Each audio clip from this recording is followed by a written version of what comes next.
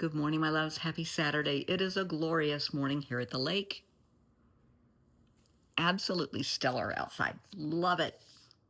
Today we are talking about how childhood trauma carries over into your adult life. Now, I have found of late, as soon as I bring up this topic with clients, they will immediately say, I wasn't sexually molested. Well, I'm glad. I'm very thankful for that, but it has nothing to do with that. It goes so far above and beyond it. So just hear me out. And please, if you think this applies in your life or the life of someone you know, please share.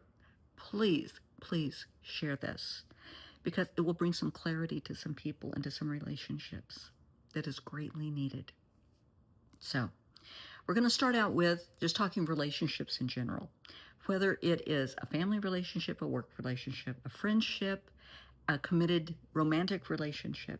You have two people, and one does not like sharing. They don't want you to be friends with anyone else. You are their friend. You see this a lot with little kids. You're my friend. You can't be their friend. Somebody new comes to the school. You can't be friends with this new person. Why? In adult relationships, specifically adult and even teenage relationships to an extent, if this happens, stop and sit down. Do not blow up at the person. I want you to have a conversation with them. And I want you to sit down and say, tell me the red flags that you are seeing. That's very respectful. Instead of saying, what's your problem? What are the red flags that you are seeing that I am missing? Love that. Love that. That's telling them that you want to believe them, you want to trust them. Tell me what I'm missing.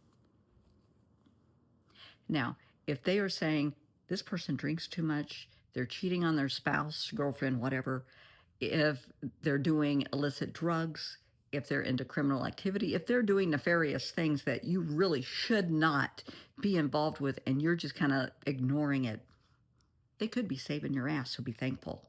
However, if they just don't want to share, bottom line, I don't like them. I don't want you hanging around with them. I don't like it at all. But they're not like this with just this person. They don't want you to have any friends. Or maybe just their friends. That's a problem. And that's when it can easily go back to childhood abandonment issues. So I want you to think about it. In childhood, many kids are raised in a family with two parents, maybe two parents and a grandparent or whatever. You have this beautiful nuclear family, but not all kids have that. You have parents that pass, parents that just up and leave, parents that are in treatment, incarcerated, deployed overseas. So a child will hang on to dear life to any foundation that they can get their hands on. It might be a grandparent, an aunt, an uncle, whatever parent is there. They're going to hold on for dear life because that's all they have. It might be a sibling, but that's all they have. That's their anchor. So as they grow up, they're going to grow and reach for other anchors, and they don't want to share that. They don't want to lose like they've already lost before. So just understand where they may be coming from. Yeah, and direct them to therapy to work through their issues because it's sad. They are missing out on so much of life and so many wonderful, beautiful relationships out of fear. Abandonment issues are based in fear. They need to learn how to work through this. It's that simple. Okay? In many, I'm choosing my words carefully here. In many situations, people have been verbally abused. So you have abandonment issues, you have verbal abuse, physical abuse. Yes, you have sexual abuse. And I'm not downplaying it, but there's so many different kinds of abuse out there. Children raised in poverty, children who are neglected, medically neglected, who they don't get dental care, they don't get health care. Children that are denied an education because the parents Maybe they're in treatment, maybe they're strung out on drugs, maybe they're sending the kids to one relative and then another relative and another relative, and nobody is taking time to put this child in school. Or maybe they're homeschooling and the child isn't getting any education. They're homeschooling, but the kid plays all day.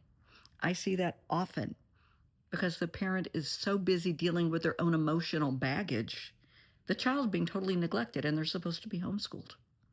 They're not. I have seen kids 7, 8, 9 years old that can barely read. There's no excuse for that. So just stop and think. Are you a mean, hateful, hurtful, spiteful, vengeful person? Be honest. I want you to look in the mirror and ask yourself, am I a mean, hateful, hurtful, spiteful person? Am I vindictive? Do I intentionally hurt other people? Do I like to manipulate and control other people? If you answer yes to any of that, it does not make you a bad person because it can easily be learned behaviors. Children mirror an adult, generally same sex, but not always, in their life growing up. It can be a learned behavior. In my case, in my family, excuse me, I got the hiccups. My mom was a very mean, hateful, hurtful, spiteful, vengeful person, very manipulative. And my dad was just the sweetest, kindest man. Everybody loved him. Everybody loved my mom until you cross her, and then you only do that one time. She went over 10 years without speaking to my sister. She's that kind of spiteful. She would go days and weeks without speaking to my dad if he crossed her. Same thing with me. She would just cross her arms and stare at you, just a glare. Learned behavior. And I realized growing up, as once I got into young adulthood, this is me. I'm behaving exactly like her. It's affecting my relationships. I don't want to be like this. You have the ability to change, to recognize this and stop it. Let me make this totally, perfectly, and abundantly clear.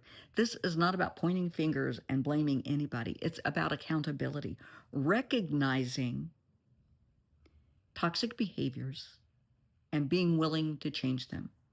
I don't want you going to somebody and saying, I'm like this because of you. No. You may have learned that behavior, but now you recognize it. You're responsible for changing it, nobody else. If you grow up and in your family, people get stressed out and they reach for alcohol, they reach for drugs, they become violent. And as an adult, you're displaying these behaviors. And you recognize that and you want to change it. It's not about finger pointing and saying it's your fault. Now you recognize, I can't talk. Now you recognize it. You realize the problem. Now you have to take accountability and responsibility and make the change for yourself. Break the cycle. Absolutely. Because you're worthy. All of these childhood traumas are carried over into adulthood. I know adults that have the potential of being such a kind, good soul because you see those little glimmers once in a while. But they are mean, hateful, hurtful, spiteful, jealous, envious, vindictive, possessive, manipulative. And if you cross them, they will destroy you. Why? Could be a learned behavior. It could be that they had attached to you. They had relied on you. They had depended on you. And they feel that you let them down. They feel that you are betraying them.